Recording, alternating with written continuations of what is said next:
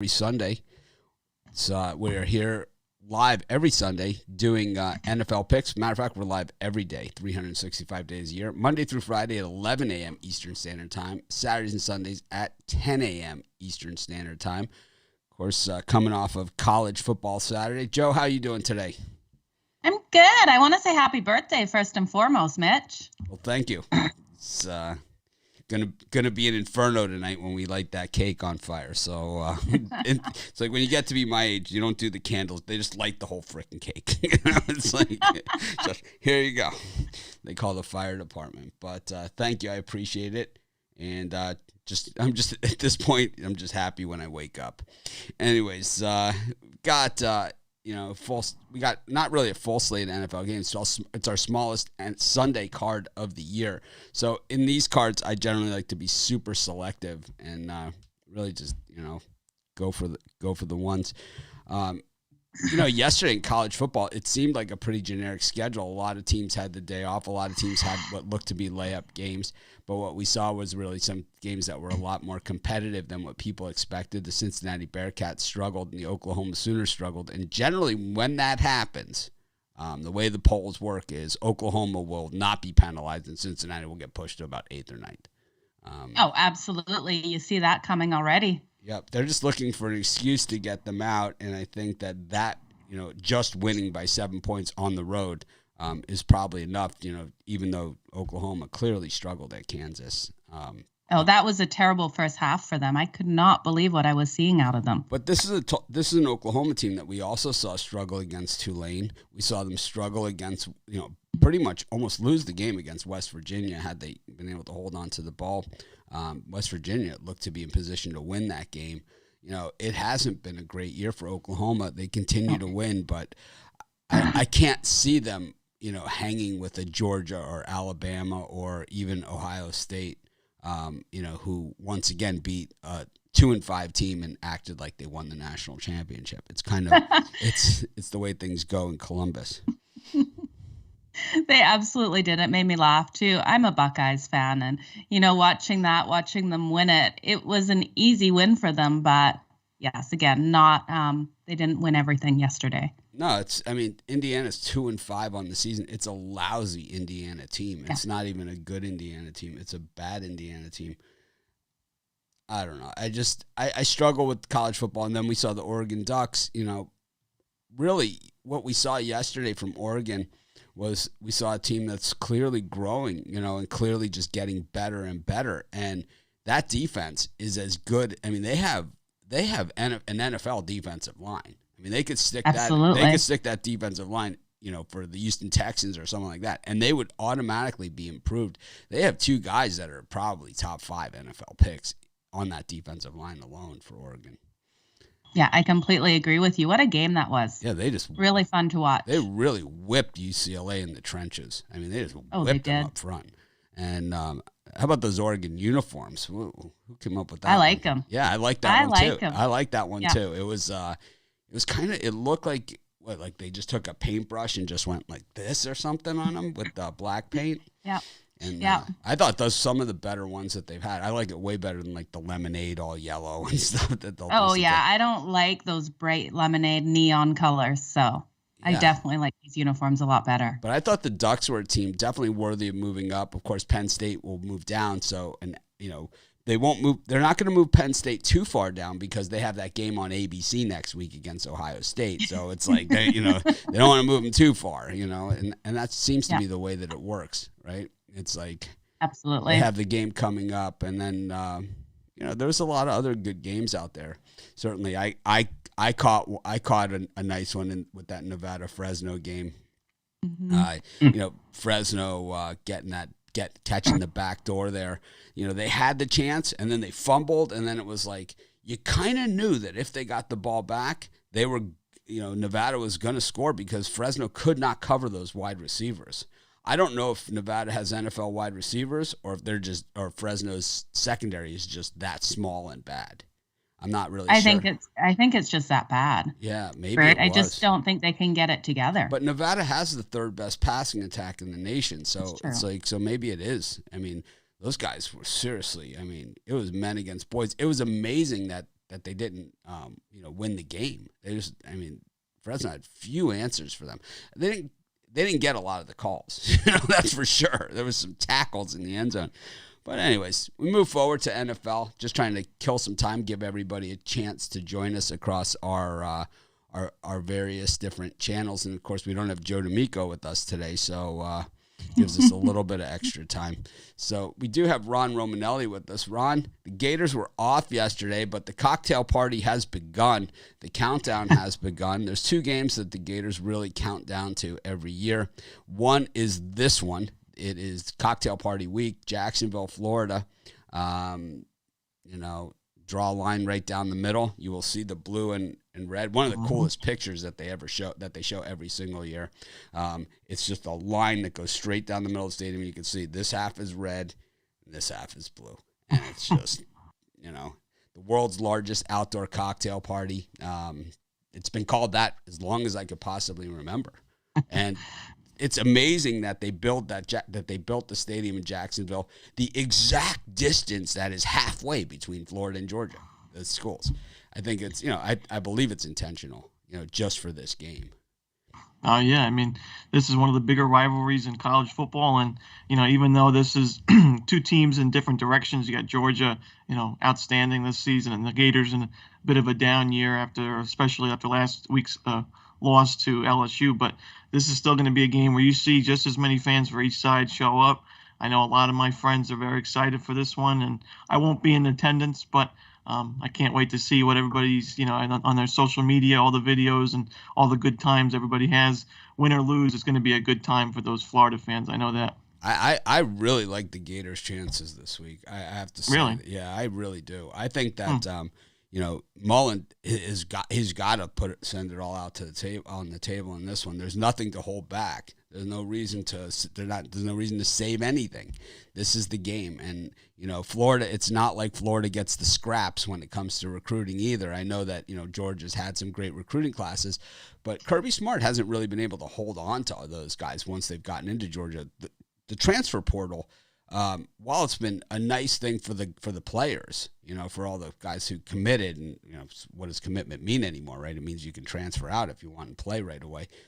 The way the college rules are, it used to be you committed, you were committed, right? I mean, you committed, you were pretty much committed. You have to sit a year and all that stuff if you wanted to transfer. But now they have the portal, and it's like, so the number 1 recruiting class from 2 years ago might not be the number 1 recruiting class anymore. Guys like who give teams the number 1 recruiting class, like the year Georgia, had Justin Fields.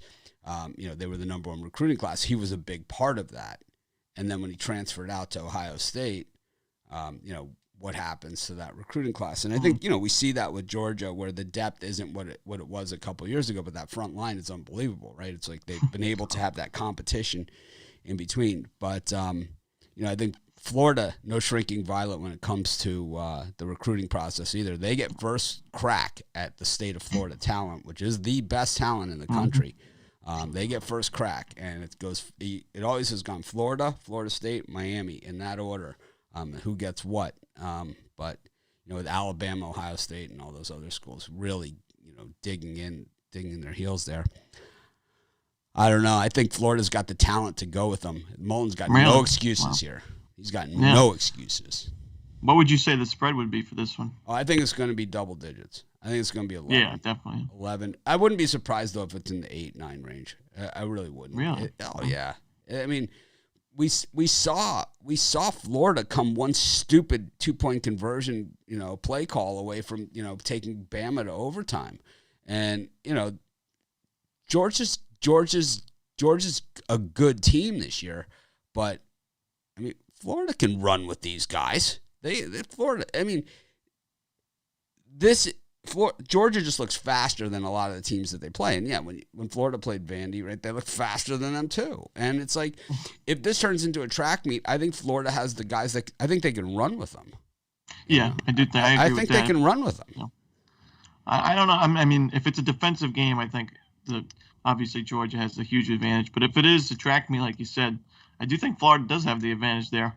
I don't think Georgia can get in that kind of style of games. They haven't really been in that game all year.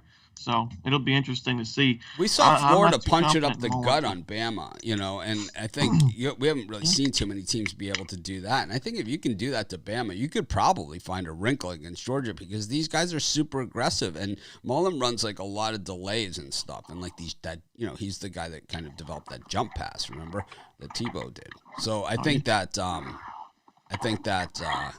those type of plays are going to work against an aggressive defense. Yeah. And plus, they have extra time to game plan for it. Plus the adrenaline, of the cocktail party. It's it's a huge rivalry. So really, anything can happen. In most years, it's a coin flip kind of game. So, I definitely think taking the points would be a good way to look at it. But I'm not sure if they can get it done outright. But we'll see. like the over in beer sales at that one. Oh, me too.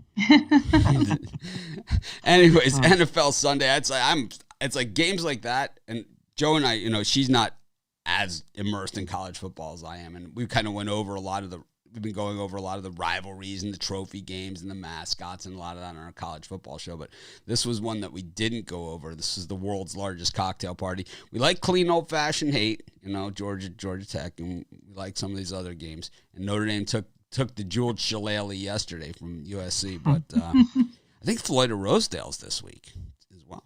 So anyways, what do you got for us today in the NFL? Yeah, I heard what you said earlier about how, the small NFL schedule, I think you got to be very selective. And that was what I was doing this past week, just looking for my spots in the NFL card. Not my favorite card as far as free plays go, but I do like my premiums, and I do like this free play with the Giants and Panthers. We have two bad offenses going at it at MetLife Stadium. The Giants seems like they have a million injuries at skill positions. I'm just waiting for them to call Plaxico Burress, to get on the field, because no wide receiver depth on this team anymore. Galladay, Tony, Sterling Shepard's banged up, Darius Slayton's banged up, no Saquon Barkley. Even the offensive line is banged up with Andrew Thomas. He's going to be missing this game. So, an already bad offensive line got worse. And the Panthers, they put a ton of pressure on quarterbacks. I think they have the 6th most sacks in the league this season. So we saw what Daniel Jones can do under pressure last week. It was miserable. He had his worst game of the season, maybe even one of the worst of his career, turning the ball over left and right. The Giants only put up 11 points, and 8 of those points were in garbage time. So I think Jones is in trouble in this game. But on the other side, Sam Darnold hasn't shown much in the past few games either. Since that 3-0 start to the season, the Panthers are 0-3. Darnold's thrown 6 interceptions in those 3 games, and I think the big missing piece has been Christian McCaffrey. Since he's gone down, the offense has just not looked the same. Even though I do like what Chuba Hubbard has done, I just think McCaffrey, I think it's undervalued what he does in the passing game, the running game. He's just an overall stud on offense. The Giants' defense hasn't been great, but Sam Darnold hasn't been either, and I think this is a big game for him on the road. I'm not sure if I trust him in this spot, so I wouldn't be surprised to see like a defensive touchdown, scoop and score, pick 6 kind of. Look at those props on your sports books. They probably give you good value on that. But I think we have 2 bad offenses go at it, and I think the bad offenses rule the day. So I'm going to take the under in this game. Should be an ugly one. I think that we see a lot of 3-and-outs and just a bad offense from both sides. Yeah, I was looking at here, let me get back on the screen with you guys. Joe, what do you think of this one? Yeah, this is one of the games that I do like. I'm leaning on the Panthers in this one. I really do think this is a team that could make the playoffs if they start getting somewhere. They have to win this game. The Giants, on the other hand, this team has just fallen apart. So many injuries. I don't see them doing it. We look at the Panthers. They're 8-1 against the spread in their last 9 on the road. They're a stronger road team. And I do believe in Sam Darnold. Yes, he hasn't been playing up to expectation the last couple games, but I can see him coming back. And McCaffrey does make an absolutely huge difference. But I think Sam Darnold's ability we've seen him get the touchdowns. We've seen him do things, especially against this Giants team. I see him having a way better day. I do like the under as well. I think it's going to be a low-scoring game, Ron. Well, I was looking at this one, and oddly enough, I was looking over at our Pick Dogs betting tools, and it had actually one of the dog streaks was on this game. So I'm going to show you guys what that one was. It's this.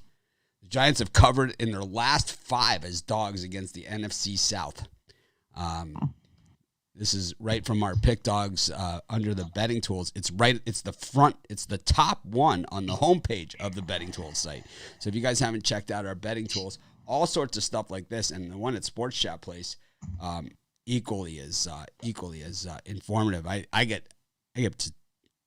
really climbed down a rabbit hole on that thing this morning, looking at just the standings and all the thousands of different options. But I've been leaning Panthers all the way because I really like fading the Giants, right? I mean, who doesn't? After last week, right? I mean, that was just that was infinity pool money we won, right, on the Rams.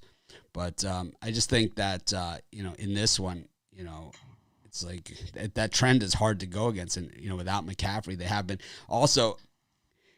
I hate to say this, but I think that we see the Dirty Tricks Committee come out a lot in some of these games, and the Panthers aren't really a team that's going to get a call in New York.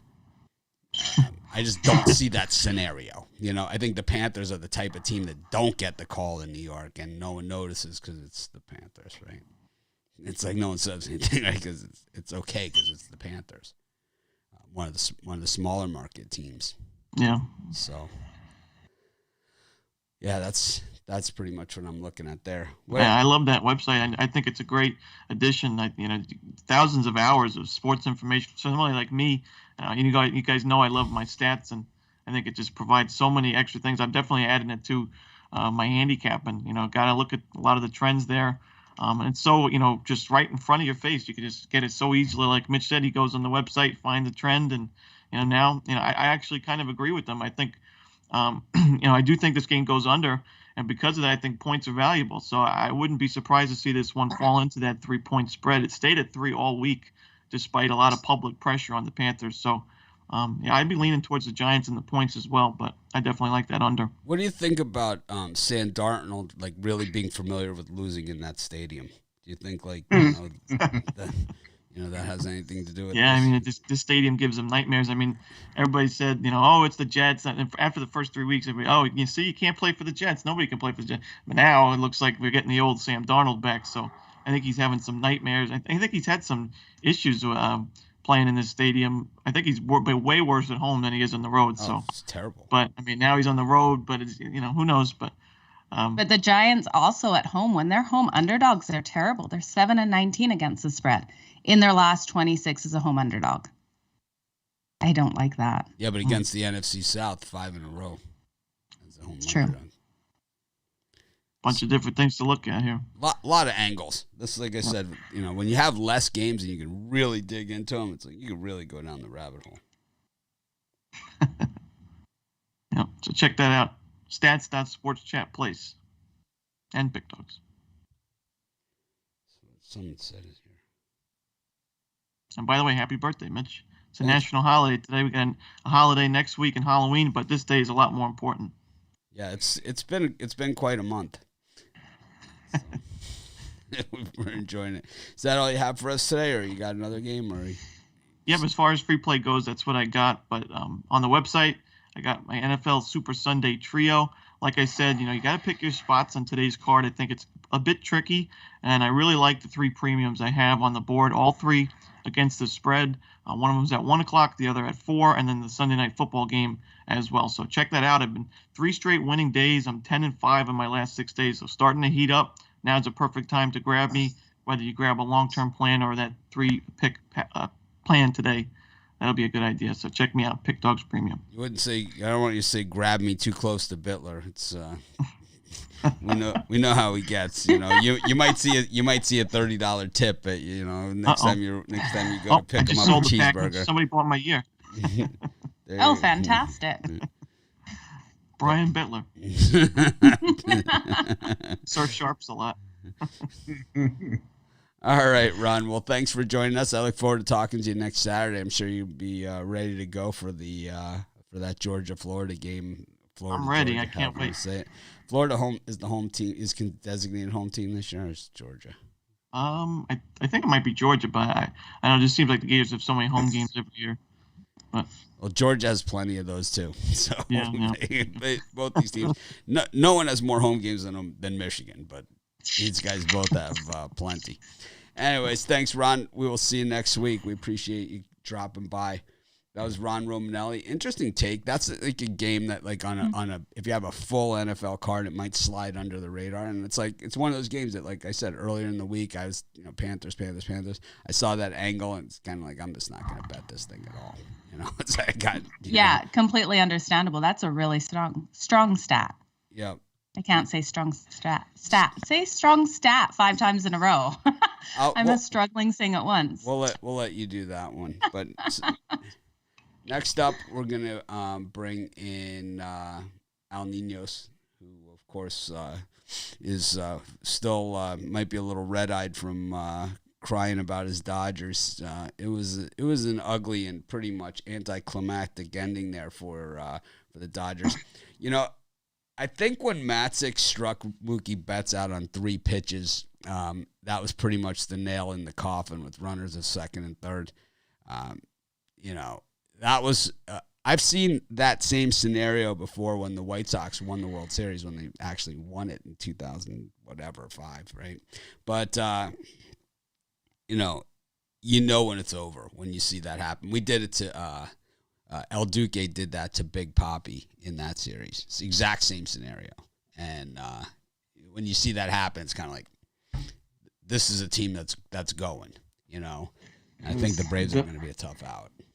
They'll definitely take the win out of you, and especially when you're behind like that. I mean, it was a tough series for the Dodgers. Definitely made a mess out of their rotation, as we talked about before the show. But I'm sure you couldn't have asked for much more of a better birthday gift for yourself. So happy birthday, Mitch. I hope you enjoyed that one. Well, I enjoyed my Canes were my birthday gift. There you go. Getting that win over NC State. They had every chance to blow the game, which they have been doing in recent years, and they didn't do it. They held on and got the win. But yeah, anyways, tough Saturday for me in the MLB, but moving on to the NFL, and hopefully this will cheer me up a little bit. What do you got for us today in NFL action now? We looked at a couple of big dogs over the last couple of weeks, which didn't work out too well for us. Time to flip the script a little bit here. We're going to look at the Cardinals, who are hosting the Texans after a very impressive 37-14 win over the Browns. They should score at will in this game, while Houston should struggle to find the end zone yet again. Kyler Murray's destroyed most defenses he's faced. He had that one slow week in San Francisco, scoring just 17. But yeah, scoring more than 30 points in all their other games this year. And you're not going to see this offense get held to less than 21 points too often this year. So I expect another good game out of this offense. Not just Kyler Murray. He has some good weapons to play with out there, too. And, on the other side, you got Davis Mills, who's thrown 7 interceptions to just 5 touchdowns. So, as I said, they're going to struggle to find the end zone this one. You can expect another interception or 2 out of him in this one. He should be throwing the ball a lot, coming from behind against the defense. We should be expecting the pass. So I expect him to have some ugly numbers again. We're getting here what's looked like the best and definitely the most consistent team so far this season. This is a big number. It's the biggest spread on the board, but I'll lay the points with the Cardinals here. Joe, what do you think? I hate this spread. I really do. It's just way too many points to take either of these teams. The Texans are one of the worst teams. Cardinals are one of the best. I'd be looking more at different kind of ways we could bet this game. I'd be looking at the Cardinals team total, leaning on that over for that. I think they have a fantastic day. I just don't like taking this one straight up. The Cardinals are absolutely fantastic, but we know any given Sunday. So for me to lay 18 points, I really just don't want to do it. Do I think that do it? Yeah, 100%, but I'm not touching that. I'd look at the Cardinals team total. When we look at this, the Cardinals' average margin of victory is 14.2 points, and the Texans' average margin of defeat is 13.3 points. Neither of those eclipse this 18-point margin that we're looking at here. Matter of fact, there's a 5-point cushion, basically, to work with there. So so the leans that way. But, that's pretty interesting. But yeah, Texans have faced some weaker teams, and Cardinals been up against some better teams as well. So I mean, that explains. Well, that it depends. little Maybe they're you know. It's a huge spread. I can't blame anyone for not liking it, but I think it's a big blowout here. All right. Well, I'm not. I don't have a dog in this fight, so I don't really care. I wouldn't touch a game with an 18-point spread unless I was taking the dog, and I can't get behind the Texans either. So I'm kind of with Joe.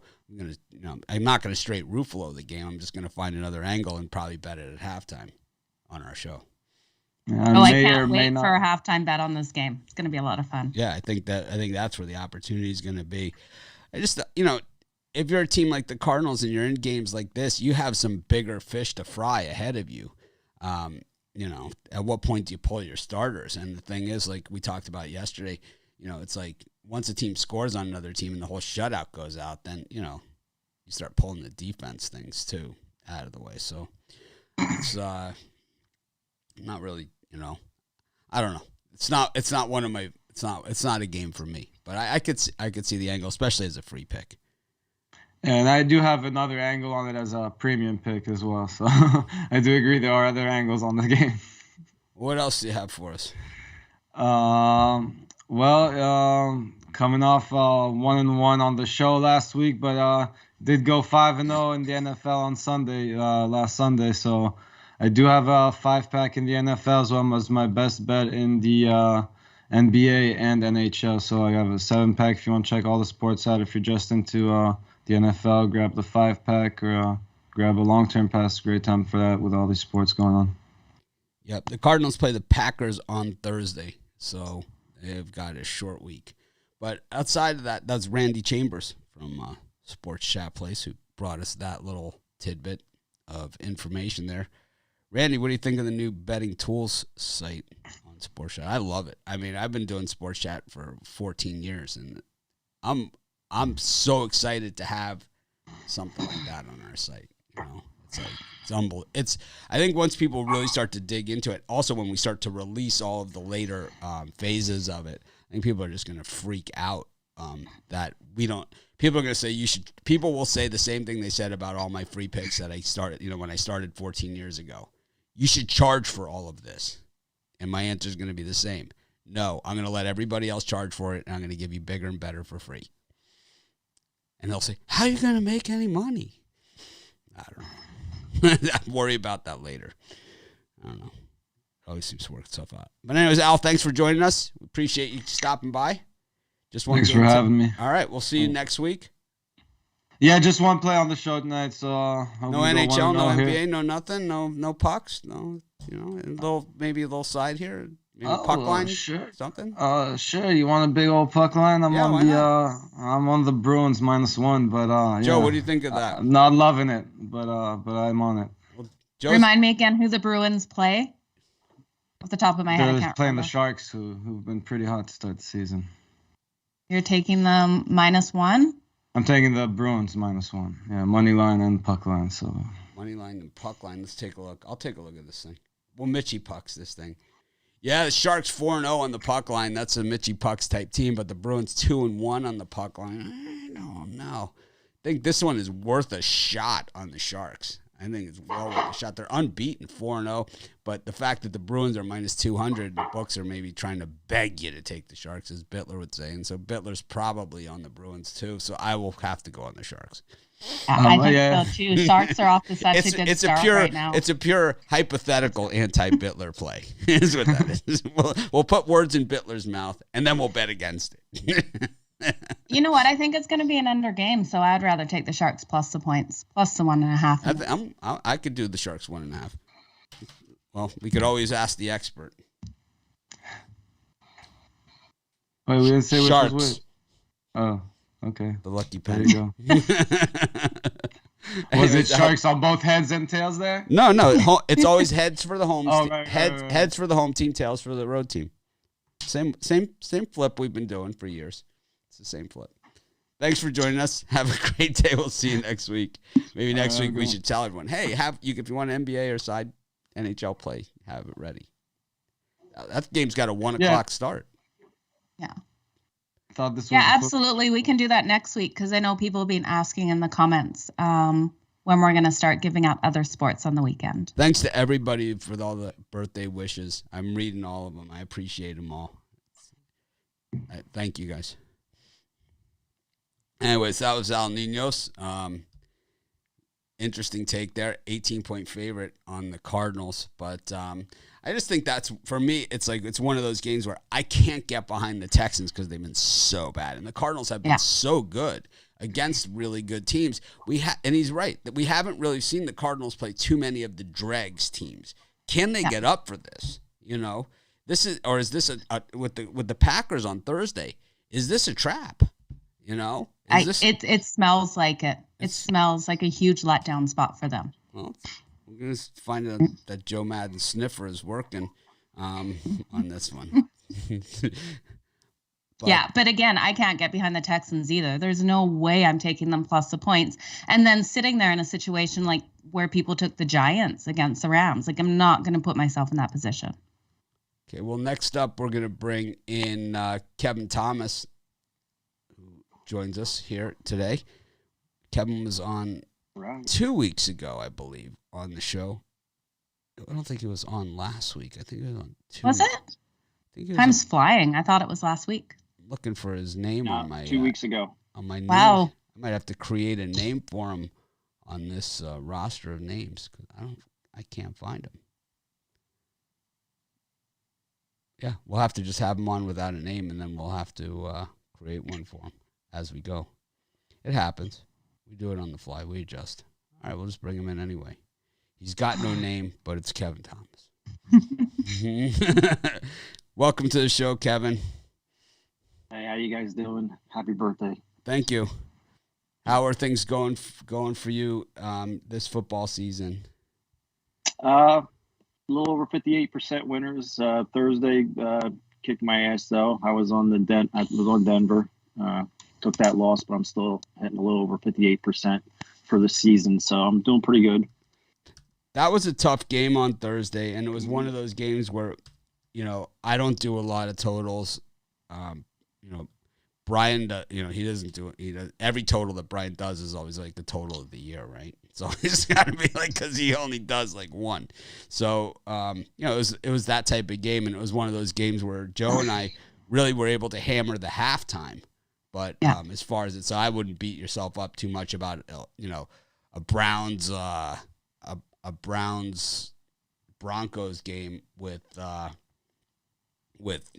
backup quarterbacks and everything else going on there. That was a joke. Yeah, I was the same as you, Kevin. I had Denver on the money line. I really thought they were going to be able to get it done. They're pathetic.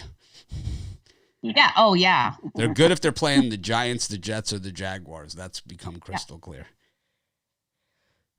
What do you have for us today? I'm looking at the Falcons and Dolphins game.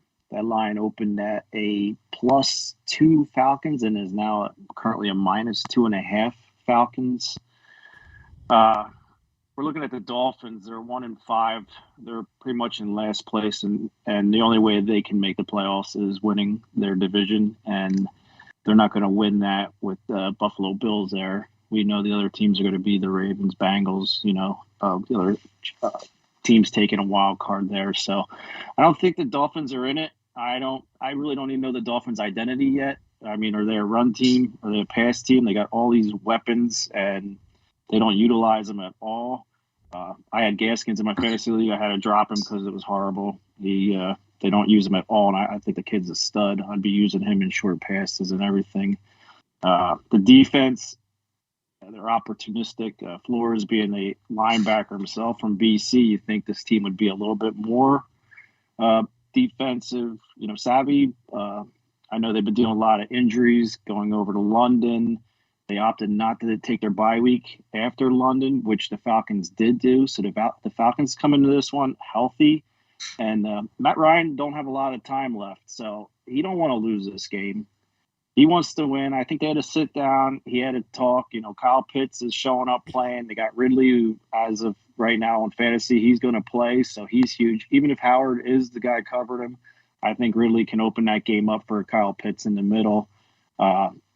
So I'm looking at all that there, and then you look at Matt Ryan. Even with what he's been playing with, he has 10 touchdowns, 1,300 yards, 2 interceptions on the season. Tua came back, had a great game in London, but he still got the loss. So, like I said, no identity, and you got to think in the back of Tua's head, Deshaun Watson. Flores came out and said, "Hey, Tua's my guy," but does Sam Ross think he's the guy? Is that going to sell tickets? Deshaun Watson's going to put tickets in the seats. He wants to play in Miami.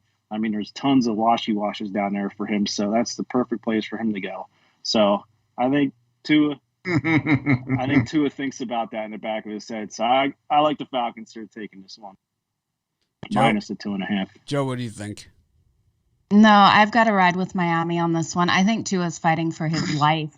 The possibility of him getting traded away, he's going to come out with everything, especially being in Miami. The Falcons are just not a team that I can get behind. Yes, they're off a bye. I wish I had the stats of them winning off a bye because in back of my head, 7-2, they are winning off a bye. Okay, I'm remembering the 2 then because in my head they haven't done well. Yeah, with eight different head coaches. So that's the other part of that. Right. And I'm just looking at it. I don't believe in the secondary for the Falcons. And I think Tua's going to have a big day utilizing those holes there. I don't know. I think people are putting too much weight that Miami is coming from London. They had a loss there that they really should have won that game. It came down to those final seconds. And a crap call that they never showed a replay of. Yeah, they exactly. never showed the replay. Yeah, and I just think everyone and their dog's on the Falcons today, and I can't get behind it. So if I'm betting this game, it's Miami plus the points or nothing. Yep, I still got my Dolphins season tickets, and I'm getting all sorts of emails from them today. So they're expecting some people at the game, or they're begging me to go to the game, and that's not going to happen. It's not up for the schlep, as they say. But I think that I think that a lot of these Dolphins stats are skewed because Tua hasn't played. And they've had Jacoby Brissett, and the offense has been built around Tua. They've had some key injuries. Howard is doubtful for this one. I don't know if he's going to go or not, but I think it's really not the secondary's problem. It's been the pass rush that hasn't been there, and I think that part of the problem for the defense is that the offense has hung them out to dry. Exactly what you said. They haven't got the running game going because they haven't got the passing game going. They needed a wide receiver to stretch the field. They bring in Will Fuller, and he's got a hurt pinky or something. It's like, and he hasn't played and he's not going to play because he's got because his finger is hurt. I mean, come on, it's like, Waddle was brought in to stretch the field. He hasn't really done that either. And, Brissett, not really the guy to stretch the field, either at quarterback. So we haven't really seen it. We saw that Tua did play last week. His timing was a little off. I think that a lot of people, when we look back at that game, and we heard other people talk about this as well throughout the week, is that there was a key play in that game where it was a 3rd and 2, and Tua clearly had the room to run for the first down. Instead, he went for this little lob pass like this, and it was his timing that was off from not playing. He missed a wide open receiver, which would have been a touchdown. And that was the difference in the game as far as the points go. I just think that I think the Dolphins are being way underestimated here. I think they roll it up on the Falcons, man. This is Matt Ryan and the Falcons. These guys are all right. They have all these numbers. This is the Atlanta Falcons number right here. 29.6 points against per game. They are 31st in the NFL in one of the 2 major categories, which is how many points do you score, how many points do you allow, right? Because the team that scores the most points usually. I have them ranked 13th on defense for points against, and the Dolphins ranked 30th. No, that's in yards per game. So the Falcons are 13th in yards allowed, 352.6 per game. The Dolphins at 417.8. And like I said, they've spent way more minutes on the field than the Falcons. And who's going to stop Cordell Patterson? That's my question. The guy's a freak. Well, I mean he's a wide receiver, running back freak. We've seen this guy for the last 10 years. He's fully capable of stopping himself. I mean, we saw him at Tennessee. He was exactly the same way there. He came into the NFL. They had to use him as a kick returner because just was incapable of running patterns. The guy can run like the wind. He always has been able to do that. But the problem is that, he runs wherever he feels like running and not where he's supposed to be. And that's why he makes his quarterbacks look bad by throwing the ball directly to the defender that is running the pattern that he's supposed to be running. I don't know. I can't get behind the Falcons. Falcons have two of their corners coming back, and then they have Marlon Davidson. I mean, the kid's a stud up there. I think they're gonna wreak havoc here. I think they had to sit down, like I said, and it's now or never. Matt Ryan isn't getting any younger. I will say to everybody out there watching the show, I think this one is one of those games that you can make a really strong argument either way. But I will say one thing, okay, and that is, I think teams that play with black uniforms that play 1 o'clock games in Miami is a death sentence. And I think we've seen this year after year after year since I was a little kid going to the old games at the Orange Bowl. And you get into that 1 o'clock game in Miami in those black uniforms, and they, by the third, fourth quarter, they're peeling these guys up off the turf with the cramps and everything else. While the Dolphin players, it's just another day at South Beach, Yeah, absolutely. I have a feeling more of those fans are going to be rooting for Kyle Pitts. I don't think so. I don't see it.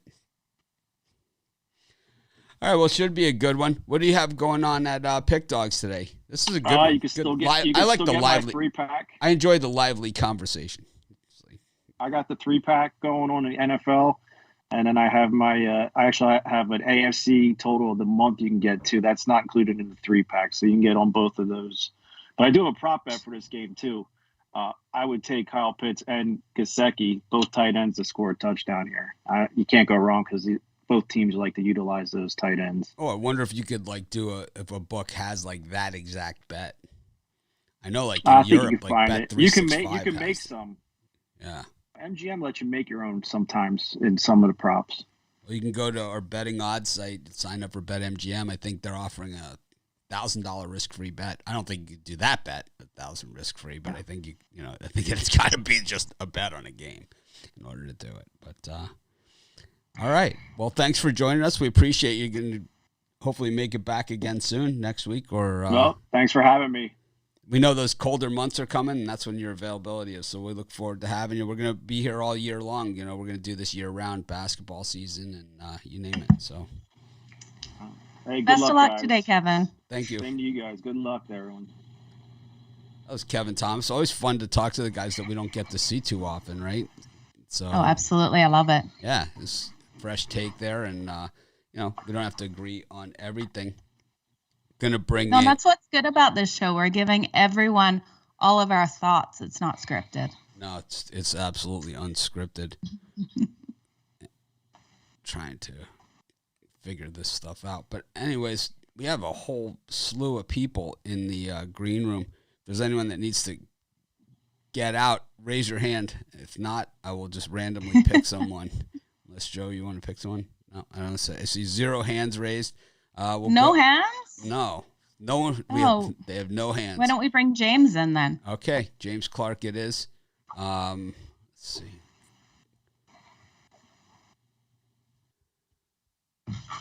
And I'm still not too good at this, but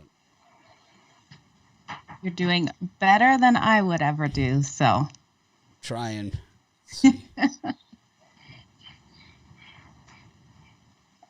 Yeah, I can't wait to see which game James wants to talk about here. There's so many good games on the card today. It's going to be a lot of fun watching football. That's it. Here, I see what happened. Oh, no, that's the hand. All right, we'll get this shortly. I don't see where I put, here we go. There we go. Because I had to make that Kevin Thomas, which I actually had it made. Okay. You found it late. And then James.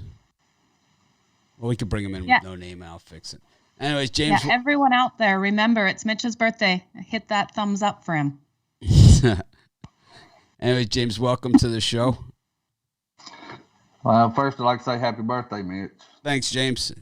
It's been going on for a couple weeks. We've been celebrating it here. It's we're going to extend this one out a little ways. There was a shipping problem on my birthday dinner, so it's going to be a little while. I hear you. I got no problem with it. Yesterday was my little girl's birthday. She turned 3. So well, happy birthday to her. Happy birthday.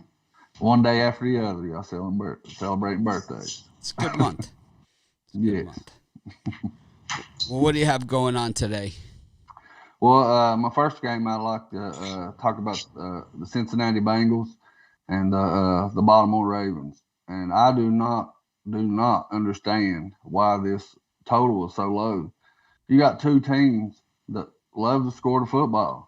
You know, you look at if you look at out of the 5 games, Baltimore has scored 24 or more points 4 of the 5 games, and same thing for Cincinnati scored. And that's all these two teams got to get 24 apiece. Well, the total it dropped. It was at 46. Now it's I see it at 45.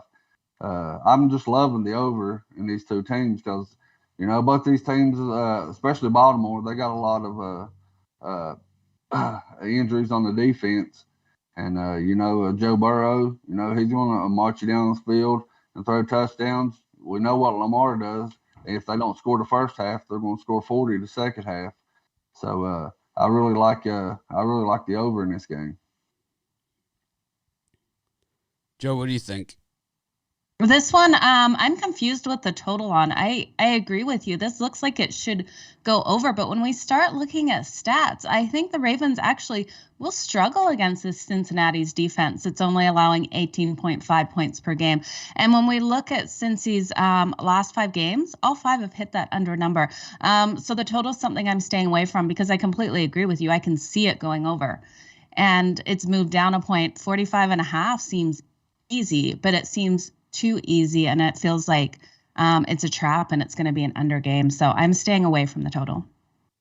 I'm looking at our stats on the site, the new thing. It's like every time I look at this thing, I end up going just down another rabbit hole.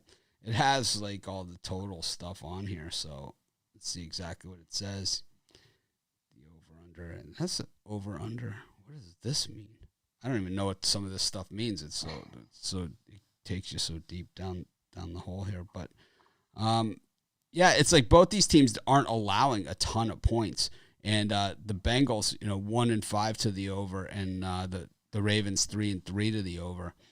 I don't know. I could see this thing going either way. Probably a straight avoid for me as far as the total goes. I think this is going to be a pretty good game, and you know, it's definitely a what do you call the test game, you know, for the Bengals. Yeah. It's like, are they ready for this? Because if you can go into Baltimore and you know, even give the Ravens a game, then, you know, maybe you are ready to be a playoff team. If not, well, then you're the team that drafted first 2 years ago, and, you know, you're making some nice moves forward. So should be a good one, though. Yeah, they're fighting for, you know, the division lead here, both of these teams here. So I just really like the scoring. Like I said, I know both of these teams is not allowed a lot of points, but both of these teams have scored a lot of points. So, and it's warm in Baltimore.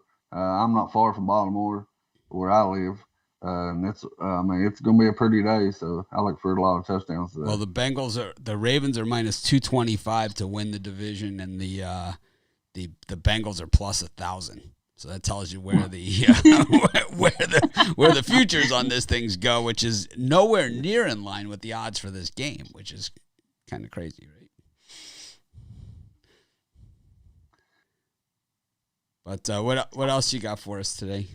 I also have I'm looking at the Sunday night game tonight. You know, the Colts and the 49ers. You know, two teams that's really struggling, you know, in the win column here. You know, but I like the Colts tonight on the money line. You're getting plus 170. And the reason I like the running game. I think the Colts have got a better running game here. I think their defense steps up here. You know, they've been playing pretty good defense here of late. You know, and I don't think the 49ers, they didn't figure out who they are. You know, last year they was the running team. This year they've had a running back. If the running back to go down, you know, are they going to be a pass team? Is there going to be Garoppolo's team? You know, this 49ers team's up in the air, and I look for the Colts to come in and get a win tonight. Joe, what do you think? Yeah, I'm going to agree with you on this. I think this is a 49ers team that has just been struggling after struggling after struggling week in and week out against a Colts team that really has been trending in the other direction. They're pulling themselves together. When we look at these two matchups, the underdog has gone 4-1 against the spread in their last 5 meetings. The Colts are also 7-2 against the spread in their last 9 road games. It leads me to believe the Colts probably win this one outright. Yeah, I'm not a big Carson Wentz guy, but I really hate Garoppolo and Trey Lance, and I hate quarterback controversies. It just means that no one's good enough to take the job. And I think it creates unrest among the team. I know, it's like you get in these situations, and it's like now they put Garoppolo in because they realize Trey Lance is just dead money at this point, and was the waste of a pick. So it's like now you have to say, all right, he's injured, so he can't even be active for the game, so this guy's not looking over his shoulder. Kind of what Kevin was saying about Tua with Deshaun Watson in Miami. And that's why Flores says that this is our guy, and he has stuck with that. In Miami, by the way, he said it in the preseason before all the news came out. He has said it all along. But in this one, I don't like quarterback unrest at all, and the 49ers have been dreadful at home this season. So I'm with you. But I was just looking at these betting stats again over at Sports Chat Place and the betting tools, and so that over under plus they have the over under. So one of the things under the betting tab on the standings, they have over under rating, which I wasn't sure what that was, and what that means is just how many times it's gone over versus under or something, and what that differential is. But then they have the amount of points that these teams average going over or under, the totals for the season. So the Bengals actually 3 points, they average that their games go average of 3 points under, while the Ravens actually their games average a half point under the total as well. So pretty interesting. I never really have looked at that stuff, but we have it. We have crazy amounts of stats and tools now. I don't even know what we have. We have so much, but super exciting to have this on our websites, and I suggest everyone take a look over at Pick Dogs and at Sports Chat Plates under the betting tools. 2 totally different sets of tools, but both of them just packed with information. Stuff that you can't find anywhere else. Yeah, not only us giving y'all out info on sports and winners. You can go check out the data on both of these. Like Mitch just went and looked at the under and the over on the Cincinnati game I just gave out. Y'all can do the same thing. Just go straight to the website, check it out on the spread, the over, the under. Any games that's on there. I mean, we're trending in the right direction with stats and everything. And go check us out, guys. Yeah, it's interesting because Al Ninos and I was talking about those point differentials, but when you look at the average winning and losing margin of those two teams that he was discussing, and once again, all options to look at things at when looking at these betting tools, the Texans actually have been losing 19.2 points per game is their average losing margin, but still the Cardinals 14.2. They can't get to that 18. That number is that. So I don't know. Do you have a premium on that game? Scary. No, I don't. What do you think? What do you think of this thing? I mean, it's like now Ninos is thought provoking all of a sudden. What do you think? I think if anybody can beat the Cardinals by 3 touchdowns, or beat Houston by 3 touchdowns, it's the Cardinals. The ways what's Murray Green Bay on Thursday? Well, that's the one thing. The short field. If they're, the short week, they may be up by 3 touchdowns and then rest. If they you think it's players, maybe a first half bet? Bet the first half. I'll tell you a bet I did that I put on. I seen Arizona Cardinals team total 33 points. I see them scoring over 33 points the whole game, or like you said, the first half bet you're gonna get a 7 or 9. I see them being up by 2 touchdowns first half. So I think the halftime bet's the way better, or the first half team total for the Cardinals was 20 points, so they got scored 3 touchdowns. Oh, I like that too. Well, in our betting tools, we have first half, first quarter, and third quarter. We have all kinds of stats here. I don't have time to look at all this stuff, but we have everything. So that does tell you a lot. When the first half team totals 20, the second half team, or for the full game, it's only 30? Is it 30 and a half? 33? I think it tells you a lot. Yeah, 33. So it tells you the books think they're going to score the majority of their points in that first half. Yeah. And I like me said, they got Green Bay on Thursday. I look for them to rest players. They get a big lead and just rest. And that's where you're going to get your backdoor cover if somebody's got, Houston. They scored 2 or 3 touchdowns the second half against second string defense or whoever's out there. And then Cardinals can't move the ball up because they got their second string quarterback, third, whatever they have in. And then because it is any given Sunday. The Cardinals win the first quarter 66% of the time they cover, and the Texans 33% in the first quarter of covering. So there's the. I would like to give out an NBA play. Go ahead. If you don't care, Mitch. What the hell? We're not doing anything. I was going to put this in as a premium play last night. The odds wasn't up there, so I didn't get to put it in. But I love the 76ers and the Oklahoma City Thunder to go under the total of 218. I see this in the 90s. The Oklahoma City Thunder can't score. 76ers, they ain't the team that was last year. They play better. They're a good defensive team, so that's going to hold the Thunder down even more. I don't see both of these teams. It may be 100 to 1 to 100, but the first 1 to 100, I think, wins. All right. So under. Under the Thunder. What do you got for sale today? I got my spectacular 5-pack plays I got going on for Halloween. I want to throw that out there. 4 NFL plays and one one NBA play that I really love. Guys, if you look the last 7 days, I'm 20-11. I've been red hot the last week. So young season in the NBA. I'm at the top of the leaderboards in the NBA, plus in college football, plus in the NFL. So go grab this 5-pack, guys, after we go 5-0. And upgrade 3, 7, or 30 days, or team me up with any of these cappers you see on the show, or it's on the site, guys. I say this all the time. We got the best cappers in the world, and we do. So team me up with one of them, and we'll put some money in your pockets, fellas. All right. Well, thanks, James, for joining us. We will see you next week. And, of course, all week long on the drive-thru as well. Best of luck, James. Thank you, Al. Thanks for having me on the show, and I'll see y'all next week. All right. That was James Clark. And still got a ton of guests to come, so be sure to stay tuned. Smash that like button. And, of course, if you haven't entered our office pool contest, do it. We've had we had 1,000 subscribers in the last 3 days to our YouTube channel, and that means the prize doubles in the office pool. So be sure to do it. 1,000 subscribers in 3 days. So that's, like I said, I put the number down that it's got to be at, and we have far surpassed it. So thanks everyone that has subscribed to our channel. Welcome to all of our new subscribers.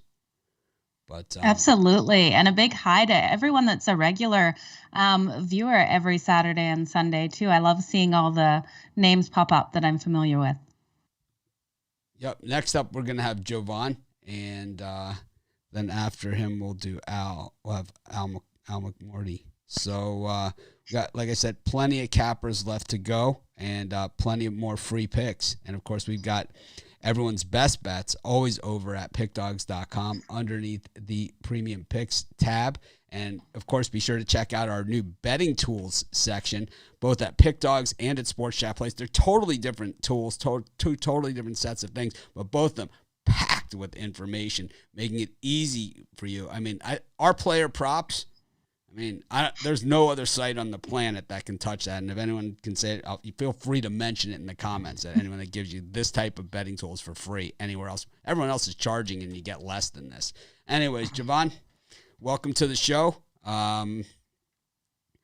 What's happening? Not much on this side.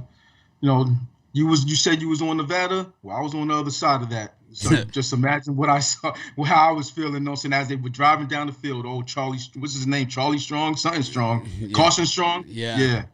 So just knew it was going to happen. Oh, so the thing is, those receivers were just open all day, and they just seem so much bigger than those Fresno defenders. Don't feel too bad. The bad beats that they show on that network on TV, all the ones that they show in the intro piece, I was on the other side of every single one of those. So that Northwestern Ohio State game still leaves a mark. Right. Man, was that brutal. Hey. Turn the winning campaign to a losing campaign. One game. It happens. It happens. That's what happens. It's sports betting. It hopefully it goes both ways, as long as I was on the other side of that Utah USC game the year they changed the score in the middle of the night. So I was too. That was a bad day, bad morning. It was like, and I was in Vegas and did not cash my ticket. That was tough. Brutal. It was brutal. But anyways, what do you have for us this morning?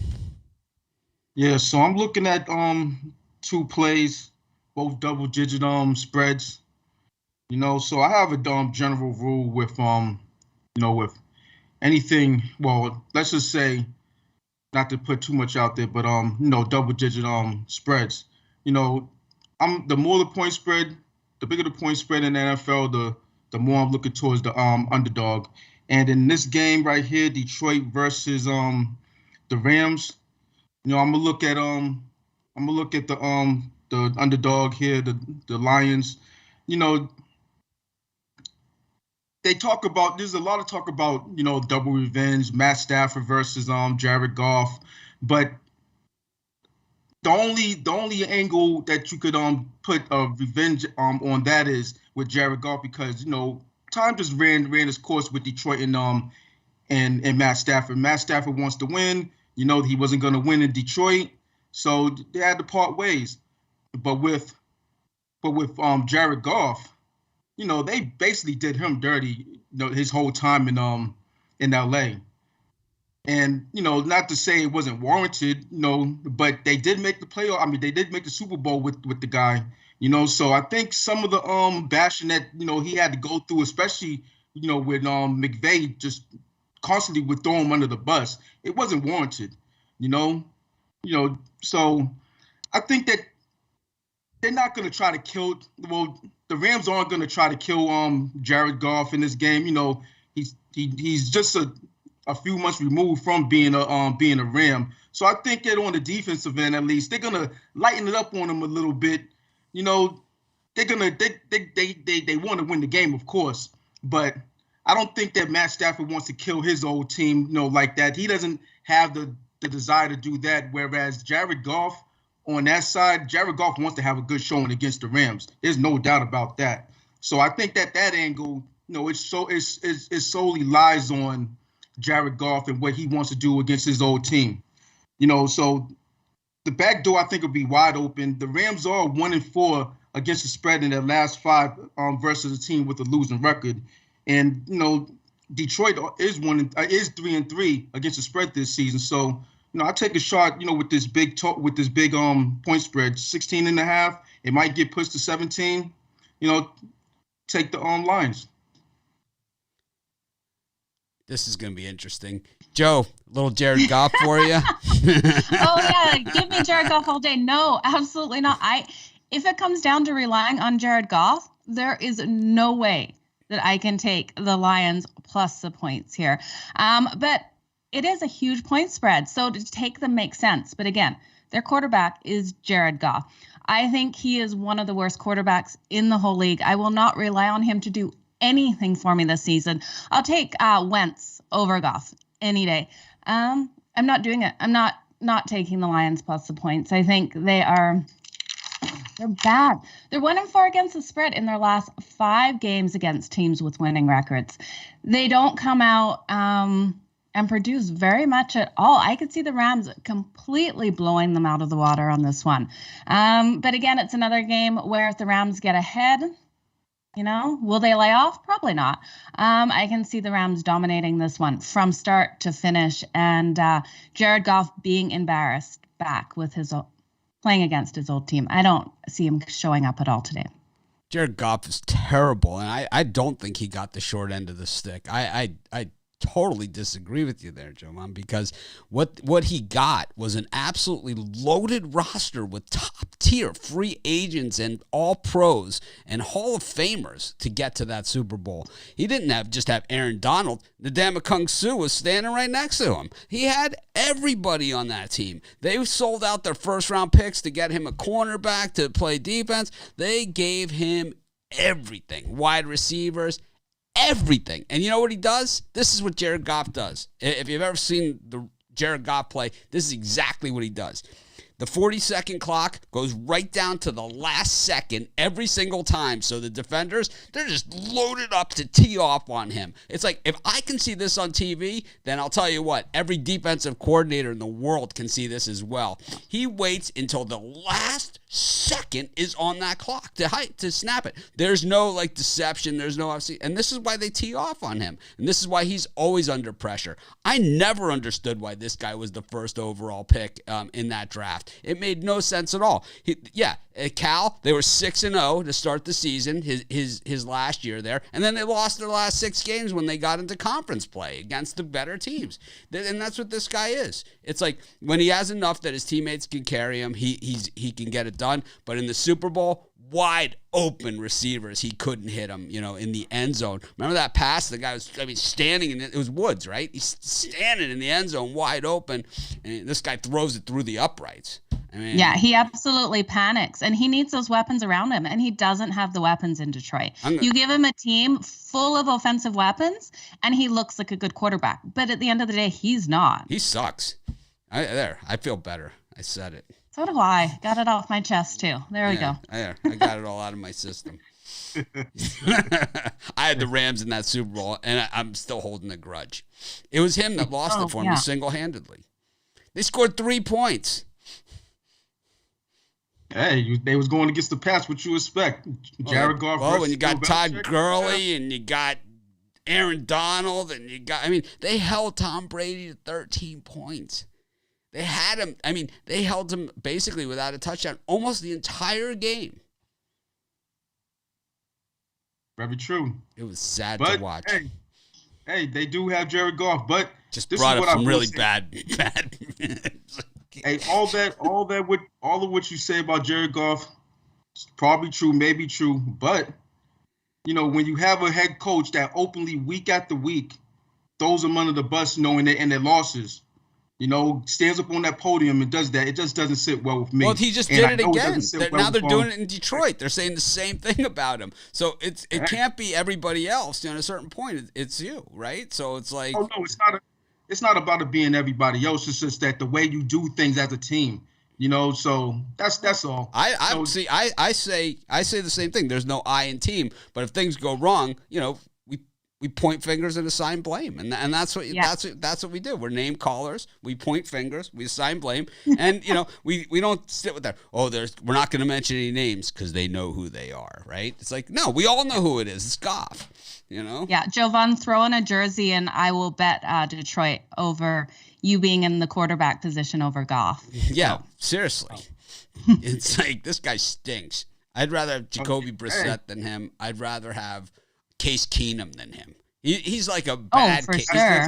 It's like he stinks. That's taking it too far. Case Keenum, I'd rather There's have. The line. The Lions. The Lions are the organization that brought us Eric Hipple. This is the same organization. They're calling for John Blau. It's like, this is bad. John Blau, huh? Sheesh. Yep. That's where we're going. Anyways, Ruffalo's probably like, I think Jake Luton's available. Loves Luton. I saw Luton take that coin toss in that overtime for Seattle. So he was out there on the field. Anyways, you got another game for us, or? Yeah, we're gonna look at this Chicago Bears, Tampa Bay Buccaneers game, and a lot of people looking at the Bears, but I'm on the Bucs in this one. Tampa Bay's banged up. that's true. But as long as you have Tom Brady, man in the ship, you should be okay.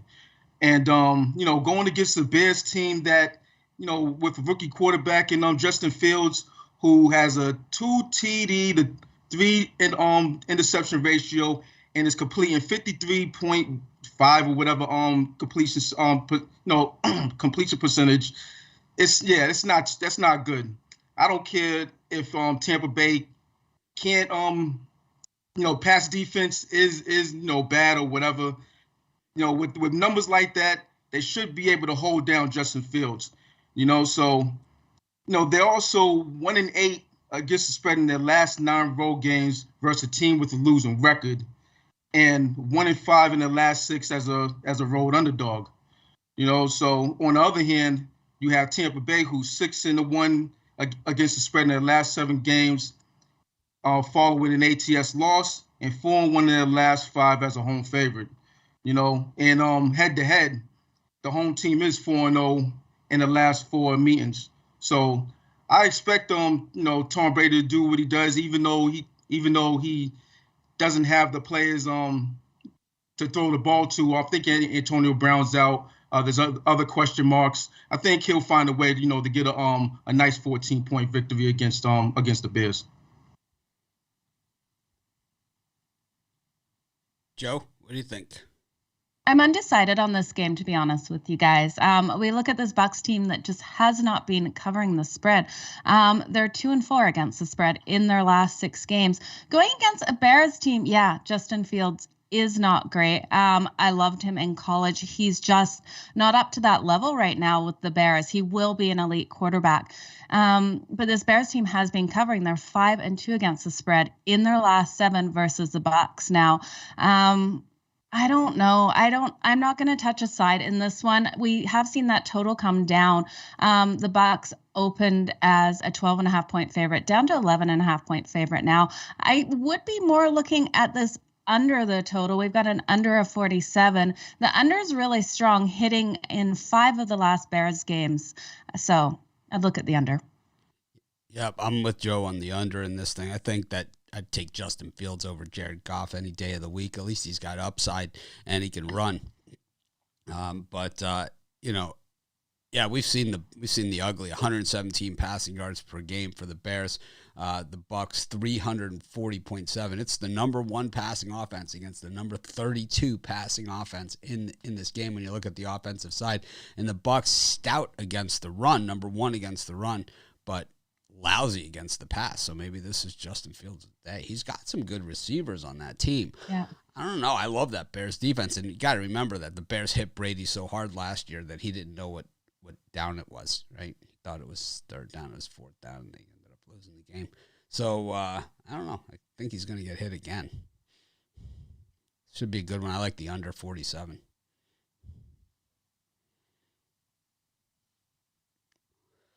What do you got for sale today at Pick Dogs? Hey, before I mention that White Sox Boston series back in 05 it was? Yep. Yeah, I remember that one. And you left out the part where it was Big Papi and Manny Ramirez. Back to back, he struck. Back to back. Yep. And it struck him out. Yeah, El Duque. Yeah, absolutely. In Fenway Park. That was a special year for me. Bases. I think bases might have been loaded, and it was the 8th inning. Bases might have been loaded. That was, yeah. It was I think that was the last year that El Duque pitched, but man, was that guy good. Yeah, he was ridiculous, man. Yeah, but so what I have 5 plays. Show me the money Sunday NFL 5-pack. Last week took a beating. But I bounced back on Thursday. Had the Cleveland Browns. So hopefully, have a winning Sunday today. 44.99. So let's get it. Absolutely. Well, thanks for coming by. We'll see you next Saturday. Next Saturday is a good card of college football too. So might want to grab that weekly package, because it's like next Saturday you got Michigan, Michigan State, you got Florida, Georgia. It's gonna be a good one. Going to be fantastic. Ohio State, Penn That's State. a lot. Ohio State, Penn State. So many great games. Thanks for joining us. We'll see you next week. All right, see you next week. Joe Montbert's joining us. Always fun to talk to. Oh, Goff got the short end of the stick. We're not gonna let him live that one down anytime soon. No, we're gonna be mentioning that. No, one. he didn't. He got everything he wanted, and he still couldn't pull it together. And then some. He got they opened the checkbook, on that team, and basically went all in on the Super Bowl there, and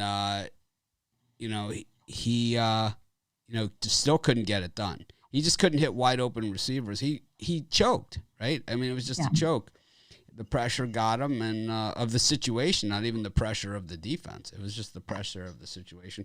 Anyways, his picture went in the dictionary after that game. Let's bring in under choker. Let's bring in Big Al. He is red hot right now. Got that Michigan big win over Northwestern yesterday on the show, and the cover. Yeah, my Michigan Wolverines.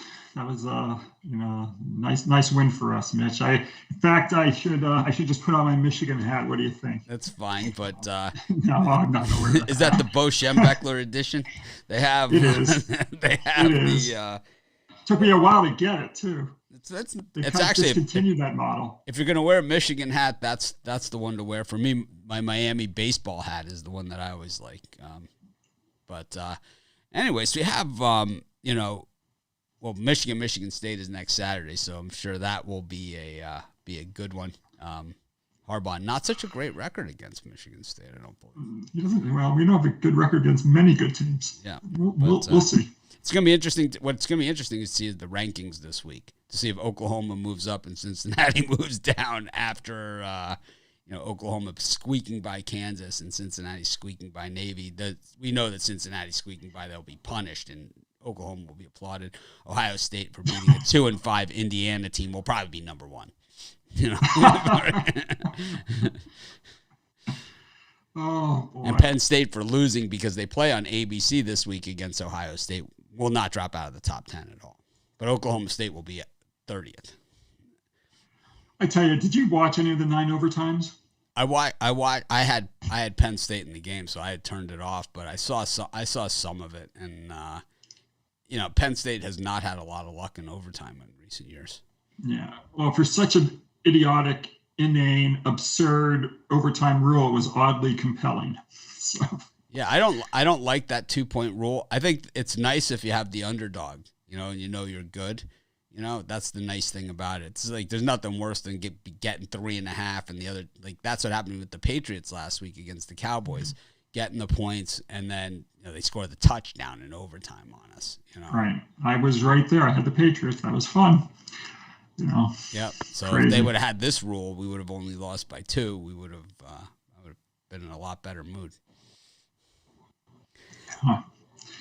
Well, let's talk about some pro football today. I'm going to look at the New England Patriots, New York Jets game.